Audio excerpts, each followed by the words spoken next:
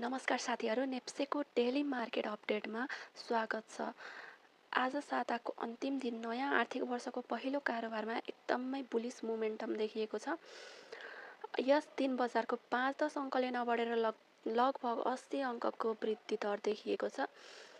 अब यसरी बजार बढ्नुको रिजन चाहिँ के हो त भन्ने प्रश्न सबैको मनमा लागेको हुनसक्छ र आजको भिडियोमा यही विषयमा चर्चा गर्नेछौँ।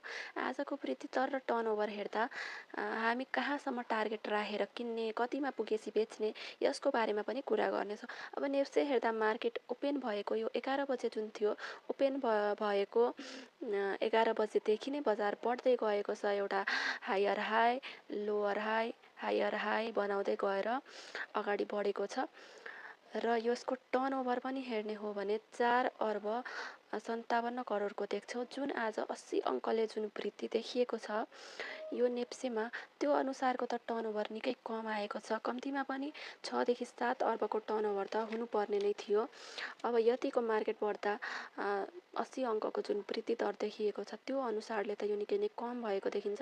तर यतिको टर्नओभर पनि ठिकै छ भने किनभने मार्केट एकदमै तल झरिसकेको थियो, माहौल नकारात्मक थियो। त्यो अनुसारले त मार्केट बढेको एक दिनकै बुलिस मोमेन्टम हेरेर मार्केटमाथि विश्वास गर्ने कन्फिडेन्स पनि नआउन सक्ला। त्यो कारणले चाहिँ आजको भोल्युमलाई ठिकठाक नै मान्न सकिन्छ। सोमबारको मार्केट गिरावट देखियो भने पनि त्यो सामान्य हुन जान्छ, किनभने अलिकति रिजेक्सन त आउन सक्छ।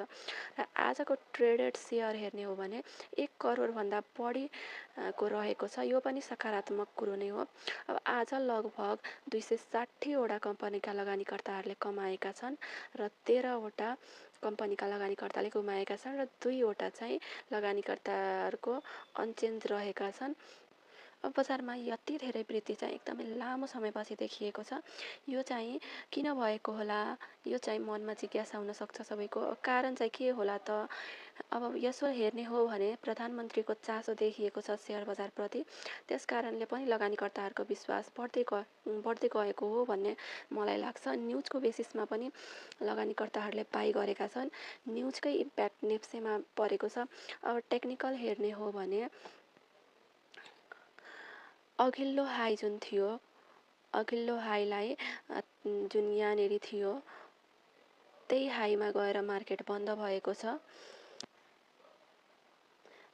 अब त्यही भएर मार्केट रिटेस्टको लागि पनि आउन सक्छ। त्यही भएर अहिले नै चाहिँ हामी 2800-3000को टार्गेट राखेर चाहिँ अगाडि बढिहालिदिनु। जे भयो भने अब आजको मार्केटले चाहिँ सबैलाई खुसी बनाएको छ। अब किन्न छुटेकाहरूले चाहिँ सोमबारको मार्केट हेरेर अनि मात्र बाई गर्नुहोला। हस्त धन्यवाद। हाम्रो यस च्यानलमा जोडिनका लागि च्यानललाई सब्सक्राइब गर्न नबिर्सिनुहोला। भेट्नेछौँ अर्को भिडियोमा।